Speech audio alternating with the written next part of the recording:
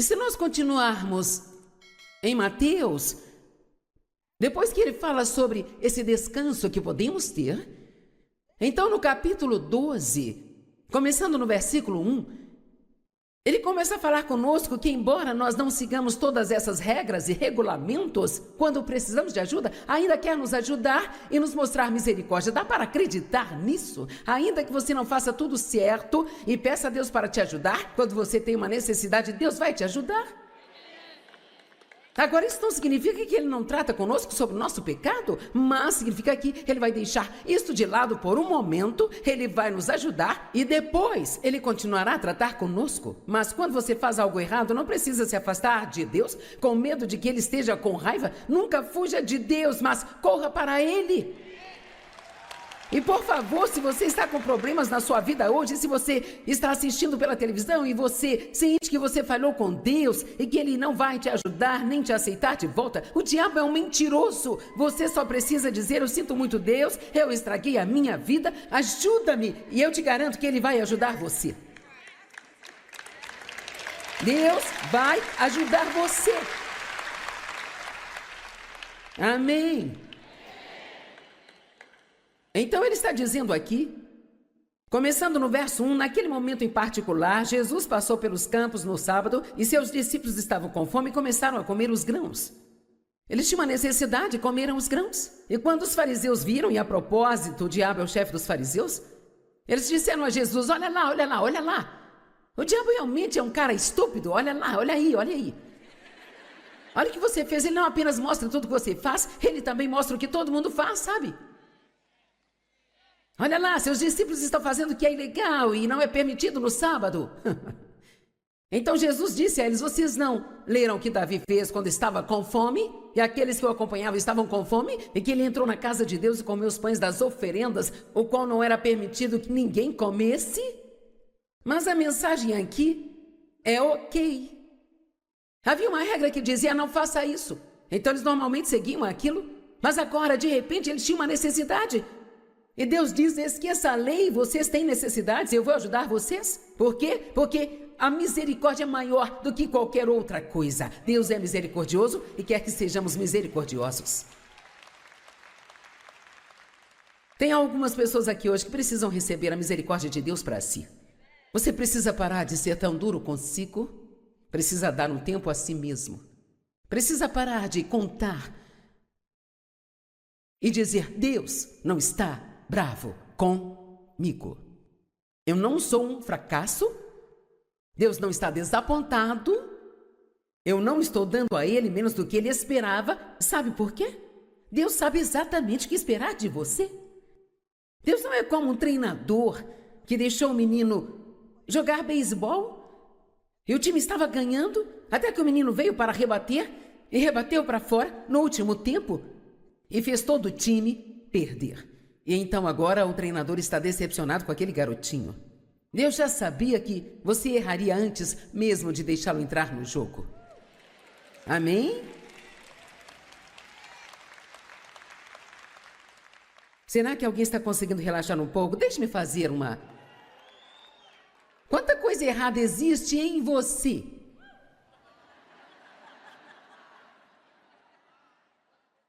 Quanta coisa errada há em mim?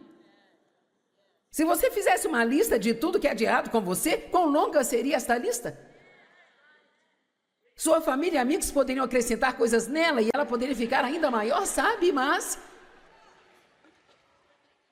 E é um pensamento assustador, não é? Mas aqui está a boa notícia. Deus, Ele quer que você pare de contar. Amém? Deus, Ele quer que você pare de contar. Agora, o que acontece quando você se mete em problemas? Jesus simplesmente nos alcança aonde nós estamos e Ele nos tirará de lá do fundo do poço. Amém? Se tentarmos viver debaixo da lei, a lei exige que mantenhamos registros precisos. Quantos erros eu cometi? Quantas boas obras eu fiz? Como posso pagar por esses erros? Por quanto tempo eu tenho que orar? Quanto da Bíblia eu tenho que ler Eu fazia isso, tenho certeza que você também. Eu vi uma mensagem que nós temos que orar pelo menos 1 hora por dia. E, cara, toda vez que eu não orava 1 hora, eu sentia que não fiz o que deveria. Já aconteceu com alguém? E Jesus perguntou aos discípulos: vocês não podem orar comigo 1 hora? E não estou dizendo que esta não seja uma boa diretriz para orar, mas não podemos impor isso às pessoas como uma lei. Eu não vou subir no púlpito e dizer às pessoas: vocês têm que orar por 1 hora todos os dias. E não me pergunte por quanto tempo eu oro, porque eu não vou te contar, sabe? E você diz: por que você não vai contar? Porque eu não quero que você tente fazer o que eu faço. Eu nem sei por quanto tempo eu oro de qualquer maneira. Agora, houve um bom número de anos que eu poderia te contar, porque eu anotava todos os dias, sabe? Eu tinha um calendáriozinho de leitura bíblica anual, um calendário, e você tinha que ler 6 capítulos por dia. Eu marcava as minhas leituras e, sabe, eu não estava aprendendo nada, mas eu estava lendo bem rápido para tentar ficar em dia com tudo, entende? E eu tinha muito orgulho desse calendário. Eu colocava na geladeira para que quando as pessoas entrassem, perguntassem para mim: o que é isso? Vamos lá. Eu estou lendo a Bíblia em 1 ano. Uau! Eu ficava tão orgulhosa de mim mesma. E eu passava por aquele calendário e sentia minha carne meio que estufando. Então, de repente, eu estava uns 36 capítulos atrasada. E quando eu entrava naquele cômodo, eu só queria sair porque aquela coisa ficava... eu contava tudo. Eu costumava contar as pessoas nas reuniões. Eu não as contava, mas a primeira coisa que eu queria saber quando acabava era quantas pessoas tinham. Quantos? Quantas? Quantos? Quando? E Deus literalmente me ordenou que eu parasse de contar. Sabe, Davi numerava as pessoas. Ele liderou um censo no acampamento. Deus não quer que fiquemos contando tudo. Porque Davi contou as pessoas? Porque ele tentava descobrir quantos soldados tinha para derrotar o inimigo. E Deus não queria que ele contasse nada, porque ele é mais do que suficiente para nós. E não importa se eu leio 10 livros da Bíblia todos os dias e você lê um versículo, a única coisa que importa é se nós dois estamos sendo guiados pelo Espírito Santo e se estamos aprendendo alguma coisa. Não importa se eu oro 5 horas por dia e você ora 10 minutos, a questão é: nós estamos orando, estamos fazendo a obra, nós estamos seguindo a liderança do Espírito Santo. É aí que vem a liberdade. Graças a Deus, eu não tenho que ser como você, nem você ser como eu. E não só isso, precisamos parar de dizer o que estamos fazendo para todo mundo. Eu devo, então eu vou trabalhar. Deixe-me dizer algo. Eu tive uma cachorrinha por quase 13 anos, o nome dela era Duquesa, e nós tivemos que sacrificá-la há uns 10 dias atrás, e foi um pouco difícil para mim, mas em raras ocasiões ela fazia cocô no chão. Ela não fazia sempre, mas ela fazia ocasionalmente. E geralmente, e eu acho que há um bom tipo de lição aqui, é que ela geralmente fazia isso quando havia uma tempestade. Tem alguém comigo? Se temos um comportamento de cocô, geralmente é durante uma tempestade em nossa vida. Vamos lá, isso é melhor do que parece.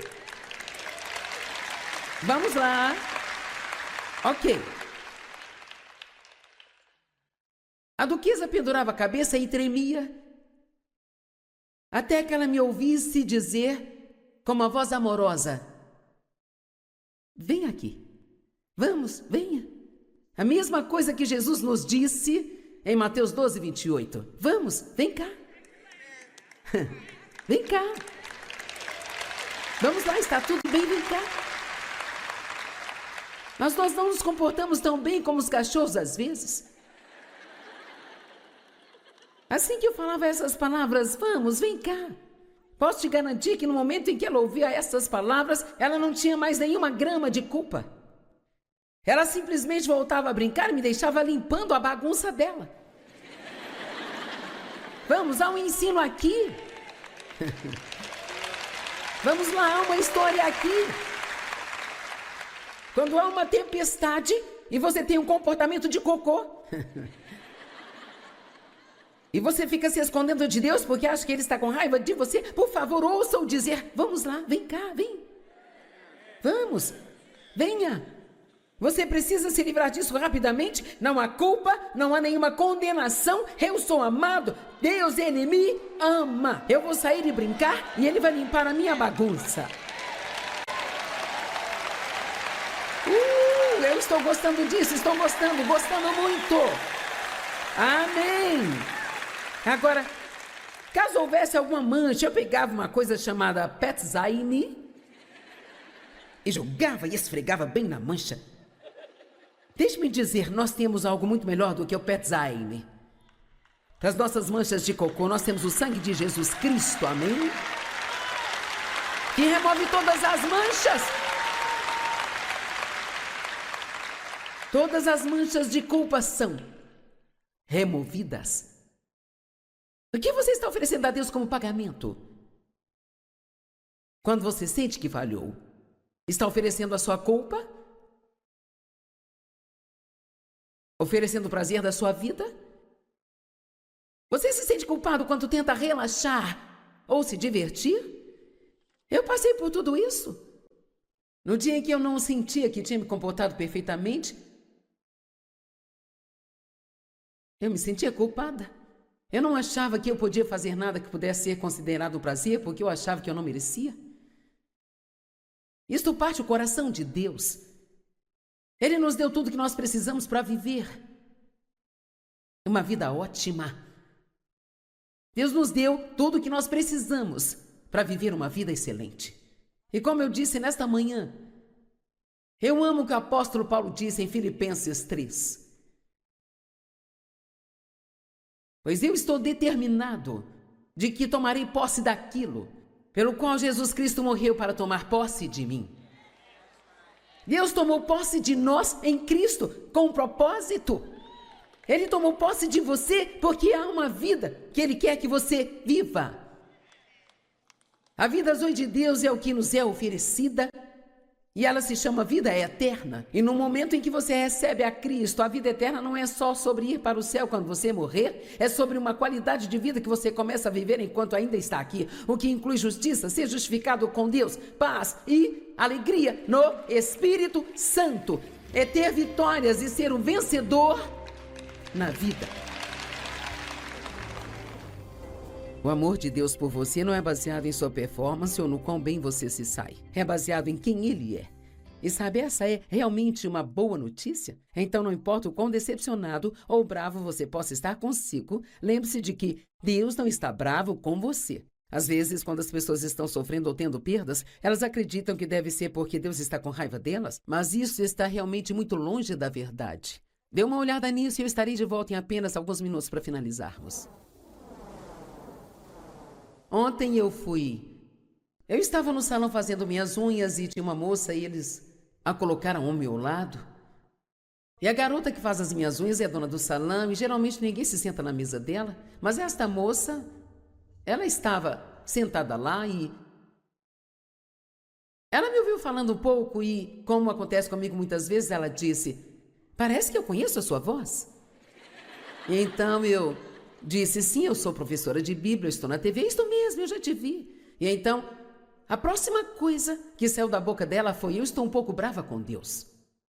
E eu pensei: ok.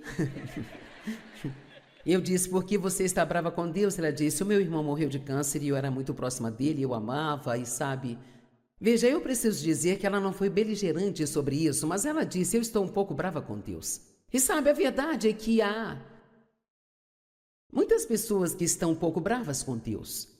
E como também há muitos cristãos que estão um pouco bravos com Deus. Isso porque não conseguiram o que queriam ou ficaram desapontadas. Ou tiveram uma grande perda em suas vidas, ou aconteceu algo que elas não compreenderam. Então eu me sentei e compartilhei com ela, o que é sempre interessante quando você está em um lugar como esse, porque você não apenas fala com quem está com você, mas com todo mundo que está lá, e é muita gente. E então, nós tivemos uma mini reunião bem ali no salão, sabe? E eu disse a ela: quando eu pergunto ao Senhor o que Ele quer que eu compartilhe com vocês, nós chamamos isso de momento de exortação e é uma ministração pessoal para você. Eu sinto que Ele quer que eu Compartilhe o que aconteceu ontem no salão de beleza. E quando ela disse que estava brava com Deus, eu disse, sabe, você não deve ficar brava com Deus porque Ele é o único que pode te ajudar. Então essa é a primeira coisa que eu gostaria que você recebesse hoje. Se você está sofrendo agora, ou se algo acontecer no futuro, nunca fique bravo com Deus, porque Ele é o único que pode te ajudar. Ele é o único que quer te confortar e fazer as coisas melhorarem. E não culpe a Deus por seus problemas. Deus é bom.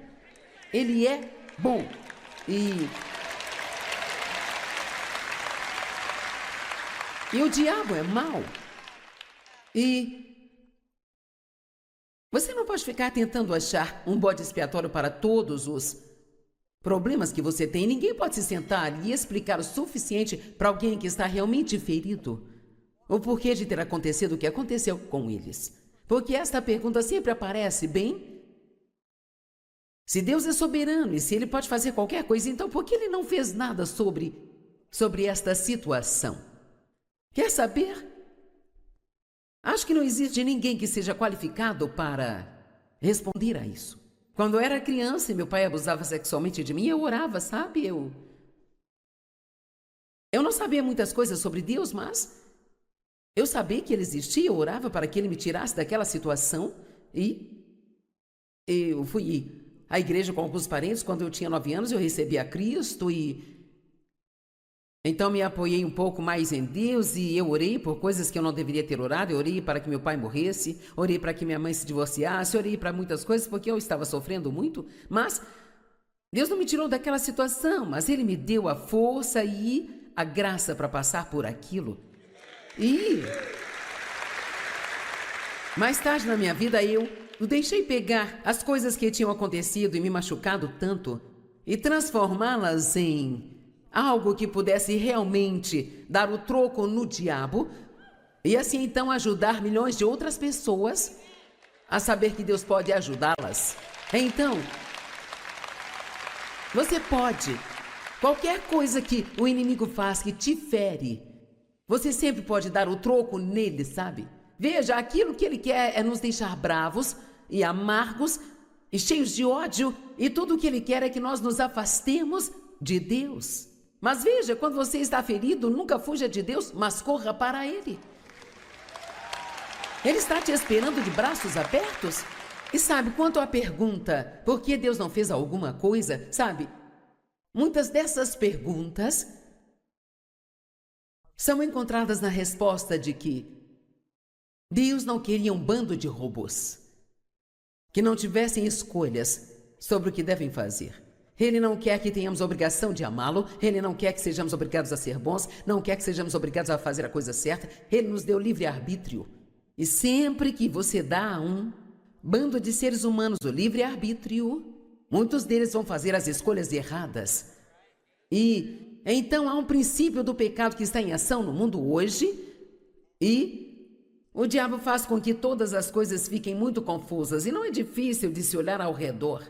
Vamos, nós somos mais inteligentes do que isso. Nós podemos olhar ao redor e ver o que está acontecendo no mundo de hoje, o que está acontecendo na sociedade hoje. E quanto mais desenfreado o pecado se torna, menos moralidade existe. Quanto mais violência existe, mais destruição existe e mais ódio existe. E quanto menos as pessoas se voltarem para Deus, então mais aberta ficará a porta para o inimigo entrar em suas vidas. Deixe-me dizer se é assim que eu me sinto sobre isso. Se eu não tivesse Deus na minha vida, eu não sei como eu me levantaria da cama todos os dias. Porque certamente não há nada lá fora pelo que viver. Então, eu disse a ela, quer saber? Na verdade, acho que mais do que estar com raiva de Deus, você está muito ferida. Agora ouça-me, porque alguém precisa disso. Quando estamos sofrendo, sempre queremos ter alguém para pôr a culpa. Sempre. Você quer ter alguém para culpar. O médico não cuidou bem do meu parente. Deus, ele não fez isso. Aquela outra pessoa não fez aquilo. Alguém não fez aquela outra coisa. Esqueça a culpa. Você não pode voltar e desfazer algo que já foi feito. Seja lá qual for a sua dor, pegue isso tudo nas suas mãozinhas e ofereça a Deus. E diga a Deus, pegue esta dor e faça cooperar para o meu bem. Acho que tem pessoas aqui nesta noite que isso iria te ajudar muito se você deixasse algumas coisas para lá. Ei, por que você não deixa esta noite ser o dia onde você vai decidir que você não vai perder nem sequer mais um minuto de tempo tentando entender coisas que você nunca jamais entenderá? Eu amo que Davi disse, o salmista, ele disse, eu não coloco a minha mente em coisas que são maravilhosas demais para mim.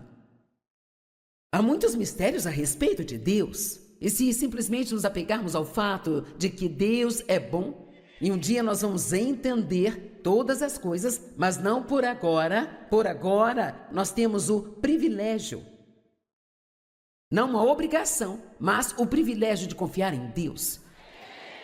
Que benefício é ser capaz de dizer, enquanto todo o inferno está tentando invadir a sua vida e não há nada que você entenda e você está sofrendo tanto que mal consegue suportar, eu confio em Deus. Eu acredito que Ele é bom e que isso...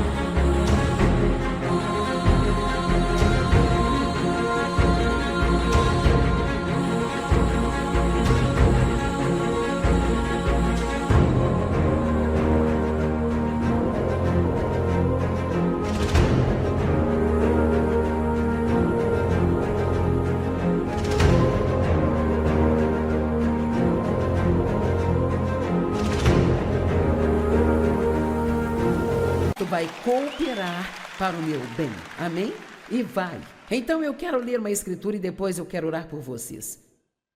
Vocês já ouviram isso, mas realmente absorva isso. Jesus disse, vinde a mim. Ele não disse, fujam de mim. Vinde a mim.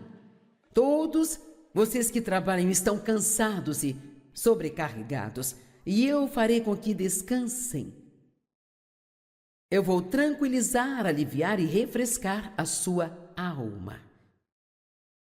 Tome o meu jugo sobre você e aprenda sobre mim, pois eu sou gentil, manso, humilde e puro de coração. Este parece ser alguém que sai por aí machucando as pessoas e as deixando infelizes?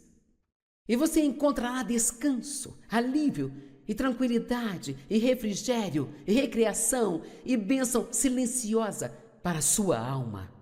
O último verso, pois o meu jugo é suave, ele é útil e bom, ele não é pesado, duro, afiado ou pressionador, mas é confortável, gracioso e agradável, e o meu fardo é leve e fácil de ser suportado. Nós podemos fazer o que for preciso fazer na vida, com Jesus ao nosso lado. Amém? Você pode não saber a resposta para o que está acontecendo em sua vida, mas Deus sabe. Pai, nós oramos em nome de Jesus, para que o Senhor conforte as pessoas que estão sofrendo, para que nos fortaleça para os dias que virão. Nenhum de nós sabe ao certo o que vai acontecer amanhã, mas sabemos que quando o amanhã chegar, você estará lá como está aqui hoje. Peço que cure as almas daqueles que tiveram grandes perdas. Eles tiveram uma dor tremenda, perderam o seu emprego, perderam uma oportunidade, tiveram uma decepção, perderam a sua saúde, alguém que amavam. Qualquer forma de sofrimento, conforte-os. Apenas os visite nos seus lugares, com o conforto do Espírito Santo. Eu oro para que a palavra desta noite os refresque, os instrua e os ensine, os lidere e também os guie. E que enquanto a palavra está sendo ensinada, que você cure as pessoas que estão fisicamente com dor e doentes. Porque a sua palavra diz, no Salmo 107, que você envia a sua palavra e as cura, e que você as livra do poço.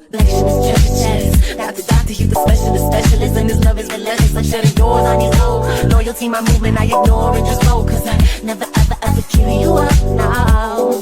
Oh, get the backseat, people make it back it up. Out green singing, come turn it up. When we lean back, baby, can we loosen up? Cause you got that key, gonna start me up. Doing something to me right now. I get by the water bumping down, but you could take me right now. Backseat driving, I'ma turn it up. Let's go to Malibu, yeah, when the surface up. When I kiss up, boy, you're tasting like the sun. I'ma work a boy, yeah, slow down. Work, get that body, you my one love. I never, ever, ever give you up, no, no.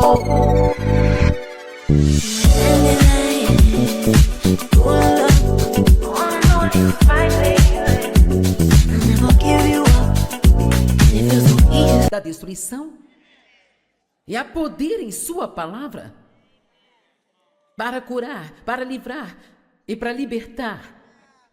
Quebre o poder dos vícios na vida delas hoje. Obrigada por tocar nas pessoas, por salvar os perdidos. Se há alguém aqui que não te conhece, Deus, que esta noite seja a noite em que eles abram os seus corações e te deixem entrar. Toque as pessoas com o poder do seu Espírito. Encha-as agora com o seu Espírito. Obrigada por nos fortalecer e nos transformar em nome de Jesus. Em nome de Jesus. Amém.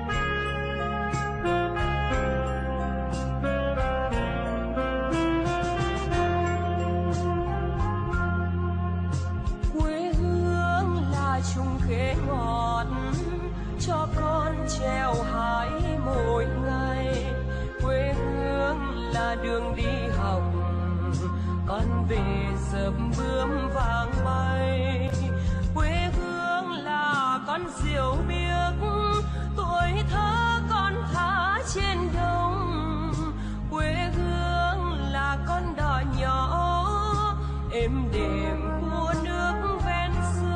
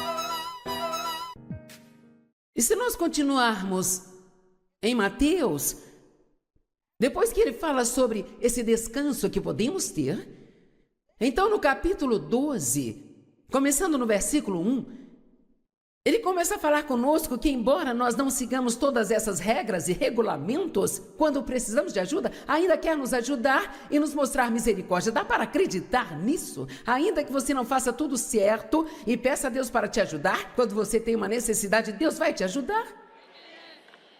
Agora, isso não significa que ele não trata conosco sobre o nosso pecado, mas significa que ele vai deixar isto de lado por um momento, ele vai nos ajudar e depois ele continuará a tratar conosco. Mas quando você faz algo errado, não precisa se afastar de Deus com medo de que ele esteja com raiva. Nunca fuja de Deus, mas corra para ele.